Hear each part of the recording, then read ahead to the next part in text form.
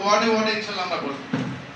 এবং আমি আমার ইঞ্জিনিয়ার সাহেবকে বললাম এই পৌরসভায় জানি না কতদিন আমি আমার এখানে সৌভাগ্য হবে প্রত্যেকটা ওয়ার্ডে ইঞ্জিনিয়ার সাহেব এবং আমার পায়ের ছাপ থাকতে হবে।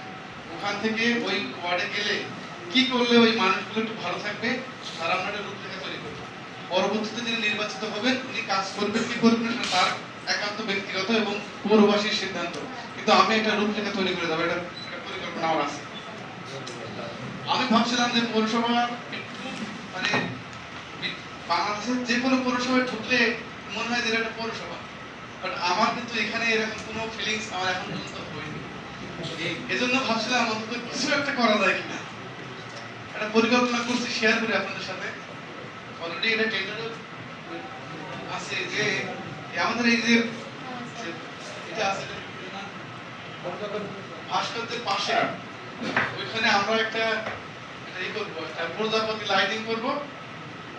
যাই হোক ভিতরে যাই হোক বাইরে থেকে তো কেউ যদি যাওয়ার সময় যেন ভাবে যে না এটা পৌরসভা, প্রজাপতি লাইটিং এবং একটা ফোয়ারার মতো করার পরিকল্পনা আছে। সেক্ষেত্রে ওর পাশে যে দোকানগুলো আছে আপনারা কিন্তু দেখছেন যে আমাদের গোডাউন থেকে কিন্তু আমাদের এগুলো কার্যক্রম যে ট্রেনের কার্যক্রম চলমান, ওইগুলো আমাদের আসবে, কিন্তু আমাদের এই যে এখানে যে ট্রেনটা আসে ওর সাথে কিন্তু সংযুক্ত হবে। সেক্ষেত্রে ওর পাশে কিন্তু অনেক ভাঙচুর অলরেডি শুরু হয়ে গেছে।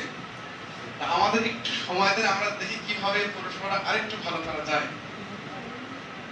আর সর্বশেষ যেটা বলি, আমাদের সাংবাদিকরা যেটা বললো এখানে হোল্ডিং এর সংখ্যা হলো ৭৫৮৮, আর আমাদের টার্গেট ছিল যে 70% যদি আদায় না হয় তাহলে আইইউজিআইপি যে প্রকল্প ওরা বলছে তোমাদের সাথে আমাদের কোনো সম্পর্ক নেই, আর কোনো বরাদ্দ দেব না। এমন কোনো লোক নেই তাকে আমরা ফোন দেই। ওসি সাহেবকে রিকোয়েস্ট করছি যে আপনি যেহেতু আপনার কাছে ডান্ডা আছে একটু ব্যবহার করেন, যেভাবে আমার 70% করে দেন, না হলে আমার লোন নেওয়া লাগবে।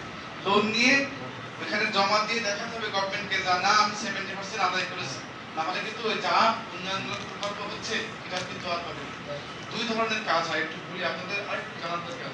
আপনারা একটা কাজ করতে পারেন, সম্প্রতি দেখছেন না বাজেটের পরে অধিবেশন হয়, মাননীয় স্পিকার জিল্লাওয়ালা আপনারা দেখছেন না, এগুলো বেশি কেন এই টাকা আপ্যায়ন এত বেশি যায় কেন?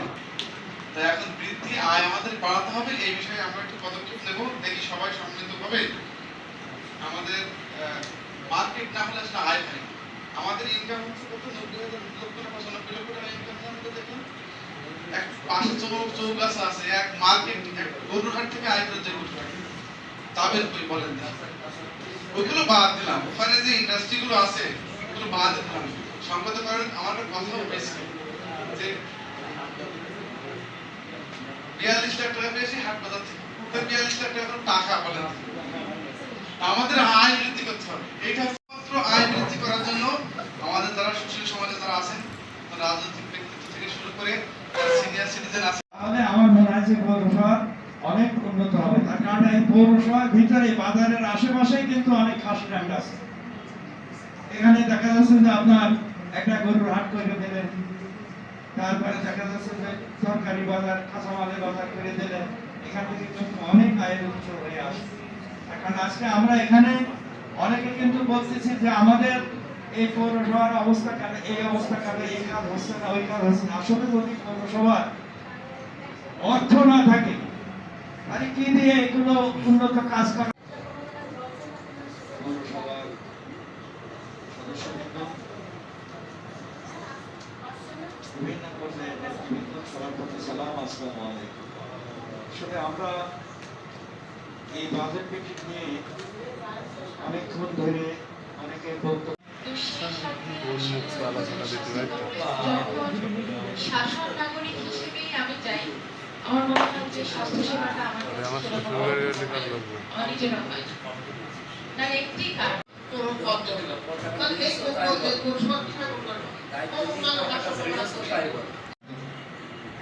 যাই হোক যেটা পিছিয়ে গেছে সেটা আমরা কিছু বলবো না।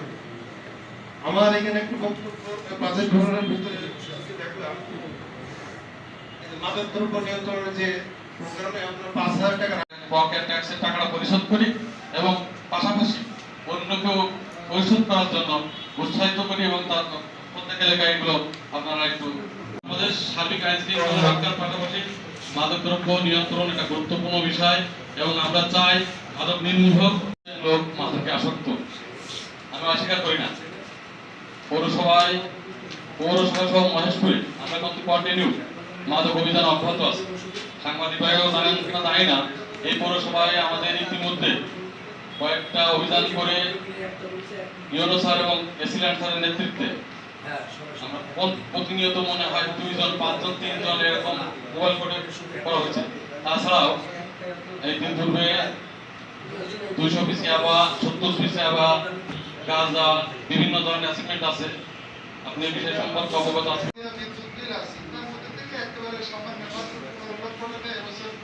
সেখান থেকে পেমেন্ট দেওয়া হবে মর্মে ধরা হয়েছে। আমাদের যে স্টাফ কর্মচারী কর্মকর্তাদের যে বেতন প্রক্রিয়া আছে সেখান থেকে একেবারে অল্প মাত্র 5 লক্ষ টাকা এবছর সেখান থেকে পেমেন্ট দেওয়া, অর্থাৎ এবছরে কিন্তু ভাইদের বড় কোনো আশা নেই। সর্বোচ্চ 5 লক্ষ টাকা তাও আয়সা ব্যাংকে আমাদেরকে পেমেন্ট দেওয়া যাবে এবং সর্বোচ্চ 15 লক্ষ টাকা বকেয়া বিদ্যুতের অ্যাডভান্স হওয়া যাবে। অর্থাৎ আমরা যে জিনিসের সে জিনিসেই কিন্তু থেকে যাচ্ছি। আমরা কিন্তু এই বাজেটে সবাইকে যদি অ্যাডভান্স করতে হয়, রাস্তাঘাট এগুলো যদি আমাদের কাঙ্ক্ষিত মানে নিয়ে যেতে হয় তাহলে সম্ভাব্য প্ল্যানগুলো উন্নয়নে বিদ্যুৎ দিন হওয়া দরকার প্রতি বছর। যেগুলো দেন দরকার এবং বিভিন্নভাবে সরকারিভাবে এগুলো আদায় করতে হয় সেটা 925 টাকা সম্ভব না আয় হবে। চলতি গৃহ জমির উপর কর 32,26,925 অর্থাৎ উপমোট 64,53,850 টাকা। স্থাবর সম্পত্তির উপর কর, এটা জমা জমি হস্তান্তর থেকে আয় হয়। এটা আমাদের চলতি বছর হইল 85,55,210 টাকা।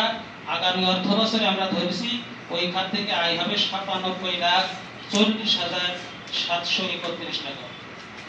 ইমারত নির্মাণ ও পুনর্নির্মাণ, এই খাত থেকে আমাদের চলতি বছরে আয় গেছে 4,95,364 টাকা। আগামী অর্থ বছরের জন্য আমরা ধরেছি 5,44,900 টাকা। ট্রেড লাইসেন্স ব্যবসা কডিং 15,73,932 টাকা। ওয়ারেস সনদ ফিস থেকে আমরা আয় ধরেছি 33,220 টাকা। বিজ্ঞাপন কর হইতে 1,93,350 টাকা। ইজি বাইকের লাইসেন্স আদায় 6,60,000 টাকা। নিরাম 43,120 টাকা। যানবাহন অযান্ত্রিক 8,580 টাকা। ঠিকাদারি লাইসেন্স ফিস 2,90,840 টাকা। সারচার্জ 8,635 টাকা। উপমোট 1,31,308 টাকা। 2 নম্বর খাত রেট, বকেয়া লাইটিং কর থেকে আমরা ধরেছি আয় 18,43,957 টাকা। চলতি লাইটিং কর থেকে 18,43,957, উপমোট 36,87,914 টাকা। বকেয়া সংরক্ষণ কর 13,82,968 টাকা। চলতি সংরক্ষণ কর থেকে আয় ধরেছি 13,82,900, মোট 27,65,936 টাকা। বকেয়া পানি কর থেকে ধরেছি 13,82,968। চলতি পানি কর 13,82,968 অর্থাৎ 27,65,936। লাইসেন্স ফিস থেকে আমরা আদায় ধরেছি 2,06,250 টাকা। পশু জবাই ফিস থেকে আদায় ধরেছি সম্ভাব্য সবই 20,240 টাকা। পৌর মার্কেট দ্বিতীয়তলা স্যালারি আদায় থেকে 5 লক্ষ টাকা আয় ধরেছি। অন্যান্য 10,000 উপমোট 77,70,498 হাট বাজার জানা থেকে আমরা সম্ভাব্য আয় ধরেছি 45,37,362 টাকা। সেমি পাকা ফিস থেকে আয় ধরেছি 50,000। ফরম বিক্রয় 10,000। এয়ারটেল ভাড়া 70,000। রোড রোলারের মিক্সার বা অন্য সংস্থাগুলোর আস্থাপনের খরচ 10,000 টাকা। বিভিন্ন প্রকার সার্টিফিকেট ফিস 1,18,300। দরপত্র শিডিউল বিক্রয় 1,45,970। যানবাহন ট্রাক ভাড়া যান্ত্রিক 20,000 টাকা। দারিদ্র্য বিমোচন ক্রাফট রিটেল রাজস্ব খাতের 1% 4,02,484। তারপরে দোকান ঘরের জামানত 12 লাখ টাকা ধরেছি। পৌর সম্পত্তি বা ঘর ভাড়া থেকে আদায় ধরেছি 19,77,800। আর বিপরীতরা 3 বছরের জন্য হয়তো এই বছরে কোনো ইজারা নাই, এজন্য এখানে কোনো আয় ধরিনি। ঋণ গ্রহণ বর্তমানে করা লাগে না, এদের ধরা হয়নি এখানে। অগ্রিম সমন্বয় নেই। উপমোট 81,92,892 টাকা। উন্নয়ন খাত ব্যতীত সরকারি অনুদান ৫ নম্বর খাতের আওতায় উপখাত মশক বাবদ অনুদান আমরা বর্তমান বছরে পাইছি 2 লাখ। হিসাব উপাংশ 1 আমাদের 2024-25 আয়ের খাত প্রথমে আমি বর্ণনা করছি। 2024-25 অর্থ বছরে প্রকৃত আয় এবং 25-26 অর্থ বছরের সংশোধিত বাজেট এবং 26-27 অর্থ বছরের প্রস্তাবিত বাজেট। আমাদের বকেয়া গৃহ ও জমির উপর থেকে আমরা কর ধরছি